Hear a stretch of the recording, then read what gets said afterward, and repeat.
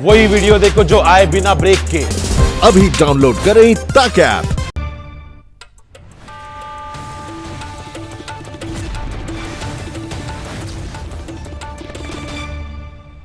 नमस्कार, घड़ी में 9 बज गए हैं। वक्त हो गया है आपके फेवरेट मॉर्निंग प्राइम शो 9 बज गए का। आपके साथ हूं मैं नेहा बाथम। अगले 1 घंटे तक हम होंगी वो तमाम खबरें जो दिन का एजेंडा तय करती हैं, ऐसी खबरें जो आपको देश और दुनिया की खबरों से रूबरू कराएंगी। लेकिन बुलेटिन का सिलसिला शुरू करने से पहले हमेशा की तरह आइए आपको दिखा देते हैं खबरों की कुछ झलकियां।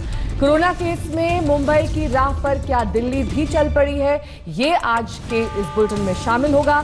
साथ ही यूपी की बात करेंगे, जहां पर झांसी में आधी रात को कैसे चला ऑपरेशन टिड्डी।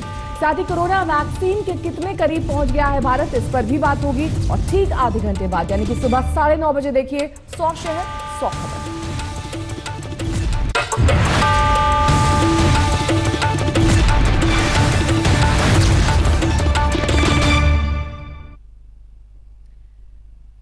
तो बुलेटिन की शुरुआत करते हैं भारत चीन तनाव के साथ, जिसे लेकर अमेरिकी राष्ट्रपति डोनाल्ड ट्रंप का एक बड़ा बयान आया है। दरअसल ट्रंप के मुताबिक दोनों देशों की सीमा विवाद पर उन्होंने पीएम मोदी से बात की। विवाद पर पीएम मोदी का मूड अच्छा नहीं है। ट्रंप ने एक बार फिर मध्यस्थता की पेशकश दोहराई है। कान खोलकर सुन लो चीन, अपनी हरकतों से बाज आओ चीन। अच्छे मूड में नहीं है पीएम मोदी। ईंट का जवाब पत्थर से मिलेगा।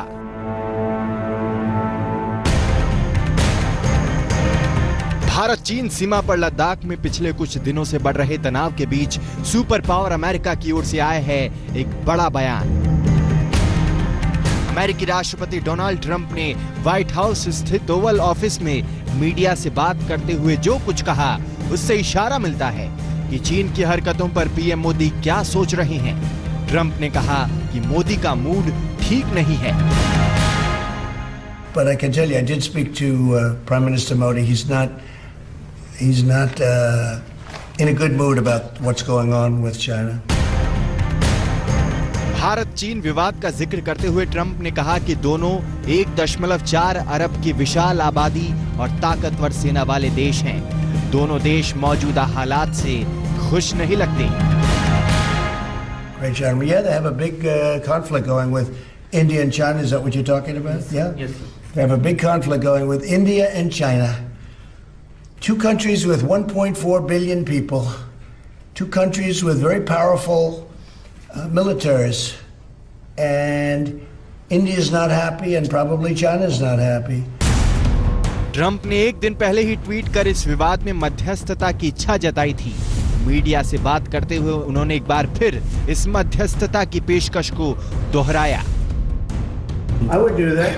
You know, I would do that if they thought it would help. If I were the mediator or the arbiter, I would do that. So we'll see. Go ahead. ये सब बोलने से पहले ट्रंप ने एक बार फिर से मोदी के प्रति अपने सम्मान का इजहार किया। कहा, बड़े भद्र व्यक्ति हैं Modi. Me in India. I think they like me in India certainly more than the media likes me in this country.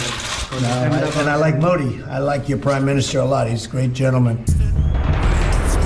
Trump जब भी भारत के मुद्दे पर कुछ बोलते हैं तो पीएम मोदी की तारीफ करने से नहीं चूकते। हाउडी मोदी और नमस्ते ट्रंप जैसे विशाल मंच को दोनों साझा कर चुके हैं। अंतर्राष्ट्रीय और द्विपक्षीय कूटनीति के मुद्दों पर दोनों की बातचीत अक्सर होती रहती है, लेकिन दोनों नेताओं के आत्मीय रिश्तों के बावजूद कूटनीतिक तौर पर भारत पहले भी साफ कर चुका है कि द्विपक्षीय रिश्तों में उसे किसी की मध्यस्थता की जरूरत नहीं। जब ट्रंप ने भारत पाकिस्तान मामले में मध्यस्थता का ऑफर दिया था, तब भी भारत ने यही कहा था और इस बार भी अपना रुख साफ कर दिया है। See, as I have told you, we are engaged with the Chinese side to peacefully resolve this issue. Ladakh सीमा पर तनाव भारत और चीन के बीच लगातार जारी है। दोनों पक्षों के बीच कई दौर की बातचीत नाकाम हो चुकी है। ऐसे में बड़ा सवाल यही उठ रहा है कि आखिर चाहता क्या है चीन। आज तक ब्यूरो। और ज्यादा जानकारी के साथ गीता मोहन हमारे संवाददाता हमारे साथ जुड़ गए हैं। गीता, चाहे बात पाकिस्तान की हो, तब मध्यस्थता की पेशकश अमेरिका की तरफ से। अब चीन के मामले में भी एक बार फिर से वही बात दोहरा रहे हैं ट्रंप, जबकि सबको ये मालूम है कि चीन के साथ इस वक्त अमेरिका के कैसे रिश्ते हैं और ऐसे में मध्यस्थता मुमकिन भी नहीं हो सकती है। क्या वाकई ट्रंप भारत के हितैषी हैं और इसी मद्देनजर वो बार बार इस तरह की पेशकश करते हैं?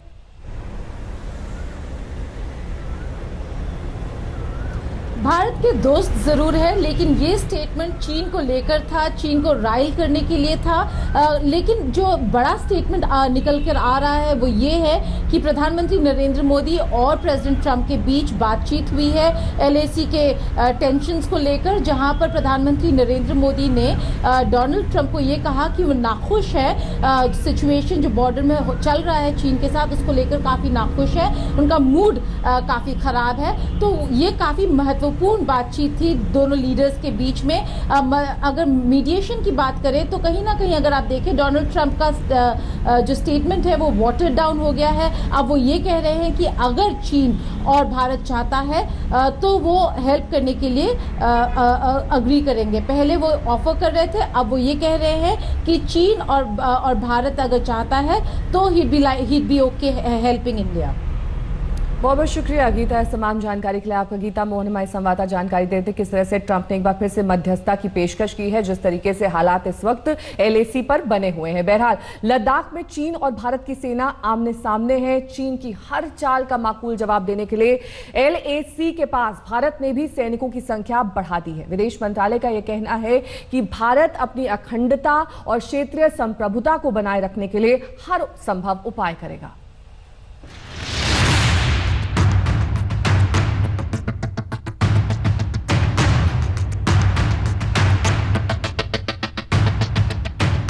दुनिया जब कोरोना से दो दो हाथ कर रही है, तब चीन अपने विस्तारवादी मंसूबों को अंजाम देने में लगा है। इस बार चीन ने लद्दाख में अपनी गिद्ध वाली नजर गड़ा दी है। LAC के पास चीन ने 5000 सैनिकों को तैनात कर दिया है। लद्दाख में LAC के पास चीन ने गलवान नदी के किनारे पक्के टेंट लगाए हैं और बंकर भी बनाए हैं। चीन एक बार फिर फरेब कर रहा है, झूठे नक्शों के जरिए इस इलाके को अपना बताने में जुटा है। चीन की इसी हरकत से लद्दाख इलाके में भारत और चीन के बीच जबरदस्त तनाव है। भारतीय सैनिकों और चीनी सैनिकों के बीच बीते एक महीने में कई बार झड़प भी हो चुकी है।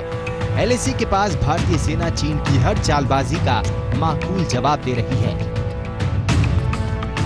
See, on developments on the LAC, I had conveyed last week that our troops have taken a very responsible approach towards border management and strictly follow the procedures laid out in various bilateral agreements and protocols with China to resolve any issue that may arise in the border areas. These channels. दरअसल LAC तक गश्त बढ़ाने के लिए भारत अपने इलाके में सड़क बना रहा है। चीन इसी वजह से बौखलाया हुआ है। 5 से 6 मई को चीनी सैनिकों ने भारतीय इलाके में घुसकर सड़क निर्माण को रोकने की कोशिश की। दोनों तरफ के सैनिकों के बीच झड़प भी हुई। इसके बाद चीन ने वहीं तंबू गाड़ दिए। उसके भारी ट्रक साजो सामान के साथ पहुंचे और बंकर बनाने की शुरुआत कर दी। उसके टेंट भी टिकाऊ थे, जिससे उसका इरादा साफ हो गया था कि वो लंबे समय तक वहां जमे रहना चाहता है। इसके बाद पैंगोंग झील के इलाके में उसके सैनिक बोट से पेट्रोलिंग करने लगे। वहां ITBP तैनात है, लेकिन हालात बिगड़ते देख लद्दाख स्काउट्स को भी तैनात किया जा रहा है। भारत ने भी बड़ी संख्या में LAC की तरफ साजो सामान से लदे ट्रक रवाना किए हैं। सैनिकों की तैनाती भी बढ़ाई गई है। India is committed to the objective of maintenance of peace and tranquility in the border areas with China, and our armed forces scrupulously follow the consensus reached by our leaders and the guidance provided. At the same time, we remain firm in our resolve to ensuring India's sovereignty and national security. Corona से बुरी तरह जूझ रहा America भी चीन से बेहद खफा है। अमेरिका के राष्ट्रपति इन दिनों चीन को चौतरफा घेरने में जुटे हैं। अमेरिका ने तिब्बत, हांगकांग और ताइवान में चीन की खिलाफत करने वाली ताकतों को समर्थन बढ़ा दिया है। माना जा रहा है कि कोरोना जांच को लेकर दुनिया भर में घिर चुका चीन ध्यान बटाने के लिए युद्ध का उन्माद पैदा करने की चाल चल रहा है।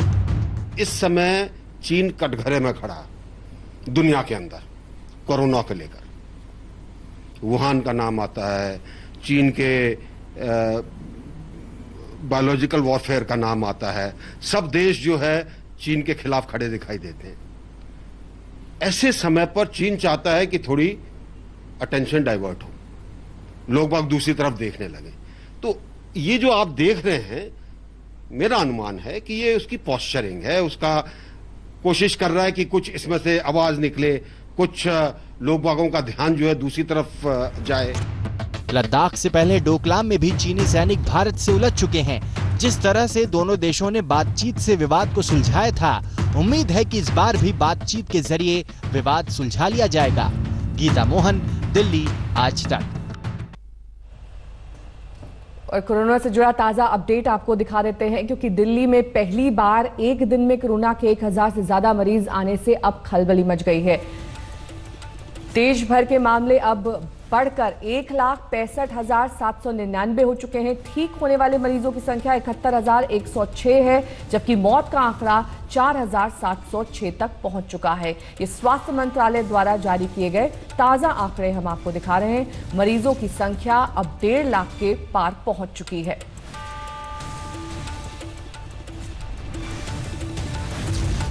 वहीं दिल्ली की हालत भी चिंताजनक है। यहां पर भी लगातार मामले बढ़ने से खलबली मच गई है, लेकिन कोरोना के केस सिर्फ दिल्ली में नहीं बल्कि आसपास के इलाके जैसे नोएडा, गाजियाबाद, गुरुग्राम में भी लगातार बढ़ रहे हैं।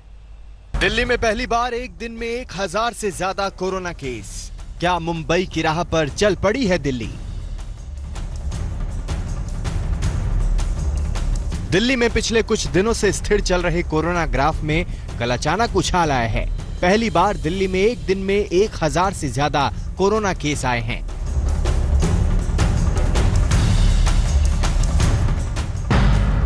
दिल्ली में एक दिन में 1024 कोरोना केस आए हैं। इस तरह दिल्ली में कोरोना के कुल मामले अब बढ़कर 16,281 हो चुके हैं। इनमें 7,495 लोग ठीक हो चुके हैं। कुल 316 लोगों की मौत हुई है। एक्टिव मरीज 8,470 हैं, जबकि कंटेनमेंट जोन की संख्या 100 है।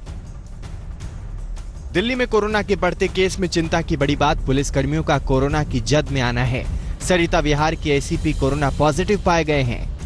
पूरा हिंदुस्तान कोरोना के महासंकट से जूझ रहा है। दिल्ली पुलिस हर फ्रंट पर मुस्तैद रहकर लगातार अपनी ड्यूटी निभा रही है, लेकिन कहीं ना कहीं दिल्ली पुलिस में भी कोरोना का खतरा लगातार बढ़ता जा रहा है। अभी तक दिल्ली पुलिस के लगभग 450 जवान कोरोना संक्रमित पाए गए हैं, जिनमें एक डीसीपी नॉर्थ और इसके साथ ही शाहदरा डिस्ट्रिक्ट के एडिशनल डीसीपी भी शामिल है। लगभग 10 से ज्यादा एसएचओ अभी तक कोरोना संक्रमण का शिकार हो चुके हैं, अस्पताल में भर्ती हैं, अपना इलाज करा रहे हैं। दिल्ली ही नहीं बल्कि दिल्ली से सटे इलाकों में भी कोरोना केस में उछाल आया है। गाजियाबाद में कोरोना के 15 नए मामले सामने आए हैं। यहाँ कुल केस 260 हो चुके हैं, हालांकि इनमें सिर्फ 53 ही एक्टिव केस हैं। गौतम बुद्ध नगर यानी नोएडा में कल 11 नए केस सामने आए। नोएडा में कोरोना के अब तक 377 केस हो चुके हैं, लेकिन एक्टिव केस सिर्फ 110 हैं। गुरुग्राम में एक ही दिन में कल 68 केस सामने आए। यहाँ अब तक कुल 405 केस हो चुके हैं। दिल्ली और आसपास बढ़ते कोरोना केस को देखते हुए एक बार फिर हरियाणा सरकार ने बॉर्डर सील करने का आदेश दे दिया है। हमारे जितने कोरोना के केस हैं 80% उन जिलों से हैं जो जिले दिल्ली के साथ सटे हुए हैं, तो इसलिए दिल्ली के साथ हम अपनी बॉर्डर पूरी तरह से सील करके रखें। हरियाणा सरकार पहले भी ऐसा फैसला ले चुकी है, लेकिन दिल्ली जिस तरह से आसपास के इलाकों से जुड़ी हुई है, उसे देखते हुए क्या कोरोना केस रोकने के लिए बॉर्डर सील करना ही एकमात्र अहम उपाय हो सकता है? पुनीत शर्मा के साथ अरविंद ओझा, दिल्ली, आज तक। वहीं हरियाणा ने दिल्ली के साथ अपना बॉर्डर सील कर दिया है, जिसके बाद गुरुग्राम बॉर्डर पर लंबा जाम लग गया है। तस्वीर हम आपको गुरुग्राम दिल्ली बॉर्डर की दिखा रहे हैं। घंटों से वाहन वहां पर फंसे हुए हैं। तस्वीरों में आप देख सकते हैं कि बॉर्डर पर वाहनों की भीड़ लग गई है, चेकिंग की जा रही है। पुलिस के जवान चेकिंग के बाद लोगों को आगे एंट्री दे रहे हैं, लेकिन जो लोग आगे नहीं निकल पा रहे हैं उनके लिए इस वक्त मुसीबत का सबब है।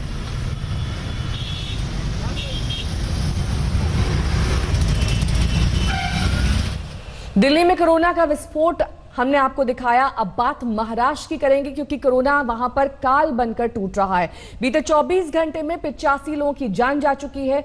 फायर ब्रिगेड के 41 अधिकारी और कर्मचारी भी इसकी चपेट में अब आ चुके हैं।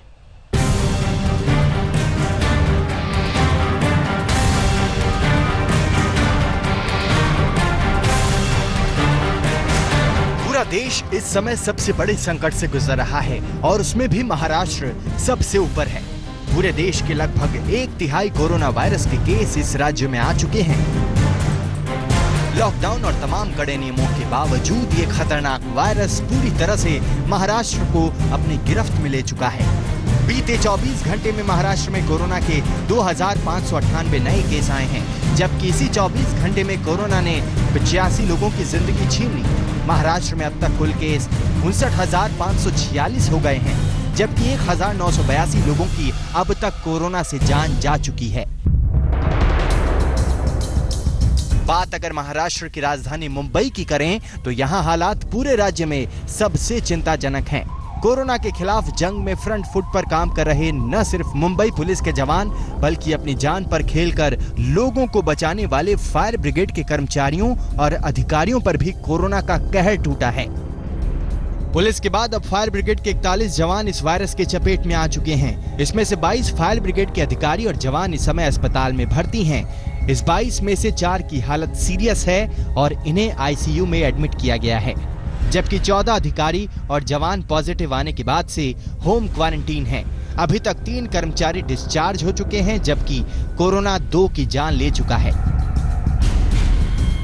अब मुंबई के सामने सबसे बड़ी चुनौती आम आदमी के साथ साथ कोरोना वॉरियर्स की देखभाल करने और कोरोना को आगे फैलने से रोकने की है। सौरभ वक्तानिया के साथ साहिल जोशी, मुंबई, आज तक। लॉकडाउन 4 खत्म होने में अब 2 दिन का वक्त बाकी है। ऐसे में 1 जून से क्या होगा, इस पर सरकार में अभी से मंथन शुरू हो चुका है। कल गृह मंत्री अमित शाह ने सभी राज्यों के मुख्यमंत्रियों से बातचीत की और आगे की स्ट्रैटेजी पर बात हुई। लॉकडाउन 4 के बाद क्या लॉकडाउन 5 होगा? 31 मई के बाद क्या है देश का प्लान? 31 मई के बाद क्या होगा, ये सवाल हर किसी के मन में है। वैसे तो लॉकडाउन 4 में छूट की किश्त के साथ कई चीजें खुल गई हैं, लेकिन अब भी कई सेक्टर पर पाबंदियों का लॉक लगा है। और क्या ये लॉक 31 मई के बाद खुल जाएगा, इसकी तस्वीर जल्द ही साफ होगी। गुरुवार को गृह मंत्री अमित शाह ने सभी राज्यों के मुख्यमंत्रियों से बात की। लॉकडाउन 4 के हालात की समीक्षा हुई। गृह मंत्री ने राज्यों से लॉकडाउन 5 को लेकर उनकी राय जानी। आगे के प्लान पर बातचीत हुई। 31 मई के बाद राज्य क्या चाहते हैं, इस पर मंथन हुआ। अलग अलग राय आती है। कई लोग कहते हैं जून में पीक पहुंचेगा, कई लोग कहते हैं जुलाई में पीक आएगा। इसका देश में केसेस भी बढ़ रहे हैं। ऐसी परिस्थिति में सारी सावधानियों को मद्देनजर रखते हुए फैसले लिए जाने चाहिए। दरअसल अब तक के हालात यही कहते हैं कि लॉकडाउन खुलने का फैसला कोरोना की रफ्तार पर निर्भर करेगा। पिछले 4 दिन के आंकड़े देखें तो हर दिन 6000 से ज्यादा कोरोना के मामले सामने आ रहे हैं। 25 मई को कोरोना के 6,977 केस बढ़े, 26 मई को 6,535, 27 मई को 6,387 और 28 मई को 6500 से ज्यादा केस मिले। कोरोना की यही बढ़ती रफ्तार लॉकडाउन खुलने की राह में रोड़ा है। खुद राज्यों के बीच आवाजाही को लेकर बात बनती बिगड़ती दिख रही है। हरियाणा सरकार ने साफ कर दिया है कि दिल्ली के साथ सटे अपने बॉर्डर को नहीं खोलेगी। हमारे जितने कोरोना के केस हैं 80% उन जिलों से हैं जो जिले दिल्ली के साथ सटे हुए हैं। तो इसलिए दिल्ली के साथ हम अपनी बॉर्डर पूरी तरह से सील करके रखेंगे। कर्नाटक सरकार के फैसले से भी राज्यों के बीच तालमेल का टकराव हो गया है। राज्य सरकार ने एविएशन मंत्रालय से अपील की है कि वो महाराष्ट्र, तमिलनाडु, गुजरात, मध्य प्रदेश, राजस्थान से कर्नाटक आने वाली फ्लाइट की संख्या को घटाए, क्योंकि ये सभी राज्य हाई रिस्क वाले हैं। सड़क के जरिए महाराष्ट्र, गुजरात और तमिलनाडु से आने वालों पर रोक लगी हुई है, जो जारी रहेगी। हालांकि ट्रेनों पर किसी तरह की कोई रोक नहीं है। Lot of people have come Maharashtra, so 30 to 40% are positive cases. So we are restricting people from Maharashtra in main.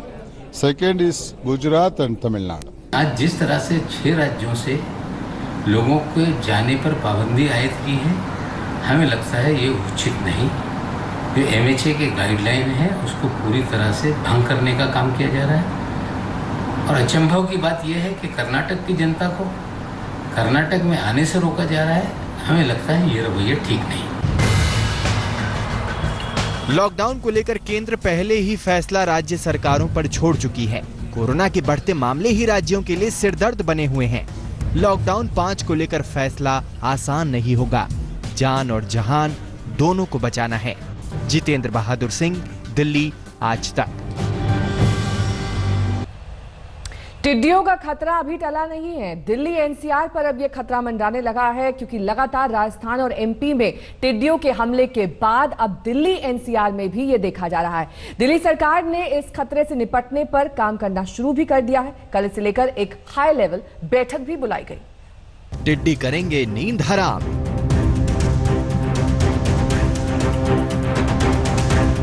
टिड्डियों के खतरे पर दिल्ली से नोएडा तक प्रशासन चौकस।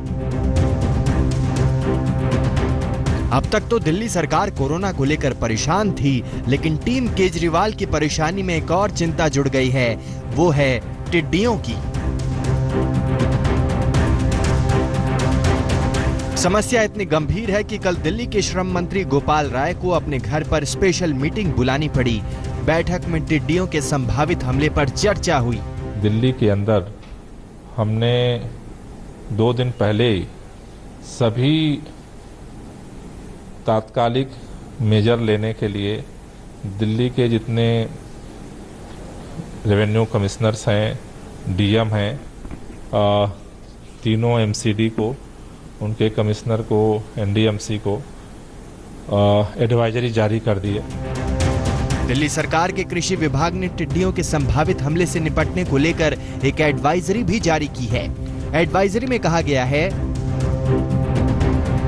दिल्ली के लोगों एवं किसानों को जागरूक करने के लिए कार्यक्रम चलाए जाएं। टिड्डी अमूमन दिन में सफर करते हैं और रात में विश्राम करते हैं। कोशिश करें कि टिड्डियों को विश्राम का मौका न मिले, खासकर रात को। स्प्रे मशीन से रात में जरूरत के मुताबिक कीटनाशकों का छिड़काव हो।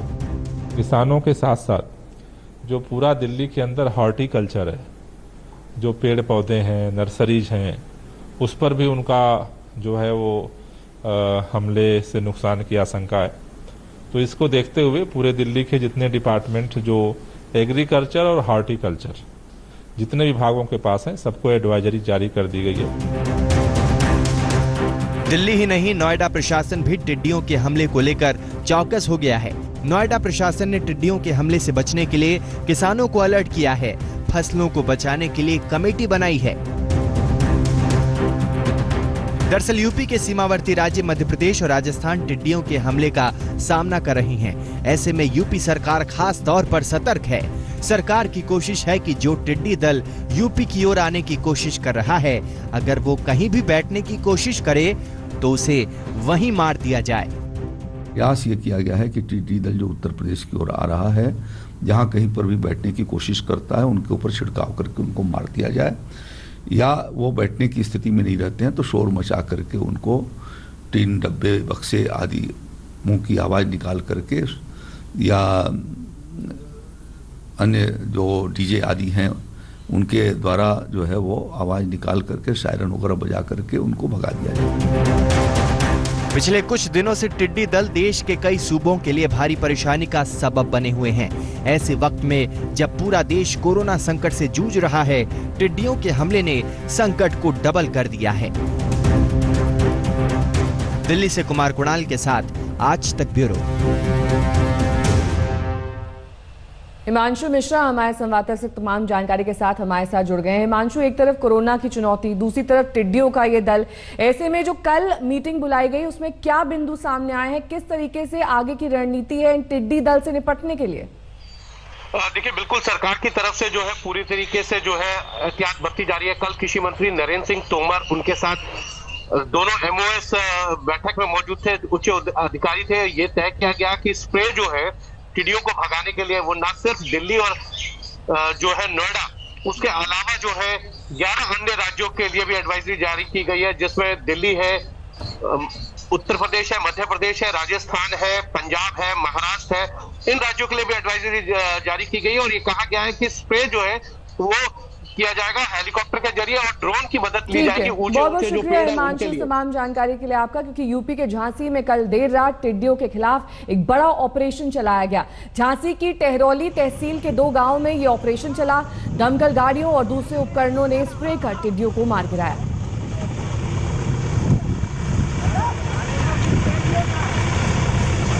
हॉर्टिकल्चर विभाग और एग्रीकल्चर विभाग को दिशा निर्देश दिए गए हैं किस तरीके से टिड्डी दल से निपटना है, और यही देखने को मिला अब झांसी में।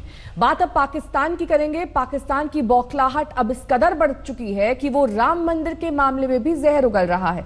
पाकिस्तान ने राम मंदिर निर्माण को लेकर आपत्ति जताई, जिस पर विदेश मंत्रालय ने पाकिस्तान को भारत का संविधान पढ़ने की सलाह दी।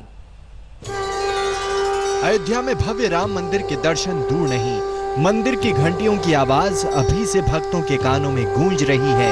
सियापति रामचंद्र की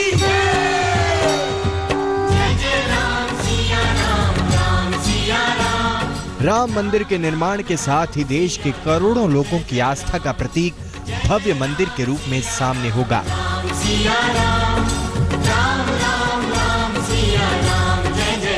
ऐसे में जब पूरी दुनिया अभूतपूर्व कोविड-19 महामारी से जूझ रही है, आरएसएस भाजपा गठजोड़ हिंदुत्व के एजेंडे को आगे बढ़ा रहा है। अयोध्या में ऐतिहासिक बाबरी मस्जिद स्थल पर 26 मई 2020 को मंदिर निर्माण की शुरुआत इसी दिशा में एक और कदम है, और पाकिस्तान की सरकार और लोग इसकी कड़ी निंदा करते हैं। बाज नहीं आ रहा। पाकिस्तान के विदेश मंत्रालय का कहना है कि बाबरी मस्जिद संशोधित नागरिकता कानून और एनआरसी की शुरुआत से संबंधित घटनाक्रम ये स्पष्ट करता है कि मुस्लिमों को भारत में किस तरह से हाशिए पर रखा जा रहा है। ये पहली बार नहीं है जब पाकिस्तान ने राम मंदिर पर अपना जहर उगला हो।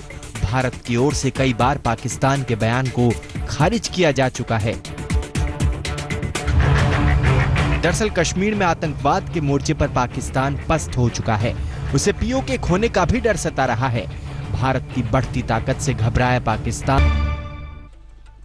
हिंदुस्तान लगातार कोरोना से जंग लड़ रहा है। जल्दी बाजार में भारत कोरोना की वैक्सीन लाने की तैयारी में है। देश भर के वैज्ञानिक इस काम में जुटे हुए हैं। अलग अलग चरणों में काम किया जा रहा है, जिसके बाद जल्द ही कोई खुशखबरी की उम्मीद की जा सकती है।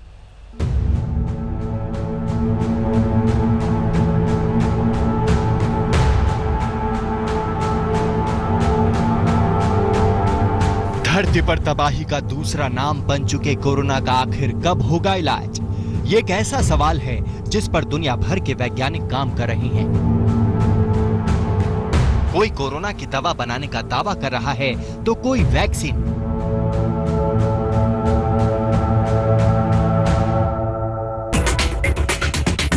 कोरोना वायरस के खिलाफ जंग में भारत को बड़ी कामयाबी मिली है। देश में करीब 30 ग्रुप कोरोना वायरस के खिलाफ वैक्सीन विकसित करने की कोशिश कर रहे हैं। इनमें बड़ी इंडस्ट्री से लेकर शैक्षिक संस्थान भी शामिल हैं। इनमें 30 से 20 समूह बेहतर राह पर हैं। कुछ लोग एक फ्लू वैक्सीन के बैकबोन में कर रहे हैं। वो लगता है कि वो लेट प्री क्लिनिकल स्टेजेस में है। अभी लगता है कि अक्टूबर इस साल तक वो प्री क्लिनिकल स्टडीज हो जाएगी। कुछ और फरवरी 2021 में एक प्रोटीन बना के तैयार रहे हैं। और कुछ स्टार्टअप्स हैं, जैसे हमारे इंडियन इंस्टीट्यूट ऑफ साइंस में और दूसरे जगह स्टार्टअप्स हैं जो बड़े कंपनी के साथ यहाँ और बाहर कोलैबोरेट कर रहे हैं और वैक्सीन बना रहे हैं। और कुछ हमारे एकेडमिक इंस्टीट्यूट्स हैं, वहीं बना रहे हैं कई तरह के वैक्सीन। ये 4 तरह के वैक्सीन हर जगह ट्राई किया जा रहा है। देश में 3 तरह के टेस्ट विकसित हो चुके हैं, जबकि चौथी की भी पूरी तैयारी है। पहले टेस्ट में तो खुद सरकार टीका तैयार करने में लगी हुई है। दूसरा बाहर की कंपनियों के साथ मिलकर काम किया जा रहा है। तीसरा, जो बाहर लोग इस पर काम कर रहे हैं उन्हें सरकार लीड कर रही है। हमारे वैक्सीन कंपनीज बाहर के वैक्सीन कंपनीज के साथ भी कोलैबोरेट कर रहे हैं, जिसमें या वो लीड कर रहे हैं या हम लीड कर रहे हैं। सो 3 ब्रॉड तरह के वैक्सीन एफर्ट्स हैं। एक जहां हम खुद यहाँ ट्राई कर रहे हैं, दूसरा कोलैबोरेट कर रहे हैं जहां हम लीड कर रहे हैं उन बाहर के लोगों के साथ, और तीसरे बाहर के लोग जहां लीड हैं उनके साथ कोलैबोरेट कर रहे हैं। सरकार का दावा है कि वैक्सीन बनाने के मामले में अक्टूबर तक कुछ कंपनियों को इसकी प्री क्लिनिकल स्टडीज तक पहुंचने में सफलता मिल सकती है। कोरोना वैक्सीन बनाने के मामले में भारत दुनिया के दूसरे देशों से बाजी मार सकता है। इसकी वजह है कि दुनिया में बने हर 3 वैक्सीन में से 2 भारत में बने हैं, यानी वैक्सीन बनाने में भारत की सफलता की दर काफी ज्यादा है। हमारी वैक्सीन मैन्युफैक्चरिंग दुनिया में इट इज टॉप क्लास। हर बच्चा दुनिया में जिसको 3 वैक्सीन मिलती है स्टैंडर्ड इम्यूनाइजेशन में, उसमें से 2 हिंदुस्तान में बनती है। So Indian manufacturing is very, very good. Similarly for generics, which we'll come to later, for drugs, India is one of the world's largest generics provider. फिलहाल genetic material test RT-PCR test किया जा रहा है। टीका बनाने के लिए छात्रों का हैकाथॉन किया जा रहा है। इन तमाम टेस्ट की ICMR से जांच कराई जाएगी। RT-PCR टेस्ट कोरोना वायरस की मौजूदगी पहचानने के लिए होता है, फिर चाहे शख्स में कोविड-19 के लक्षण हों या नहीं। अगर शख्स बिना लक्षण वाला है और उसमें वायरस है तो भी इस टेस्ट में वायरस की पहचान हो जाती है।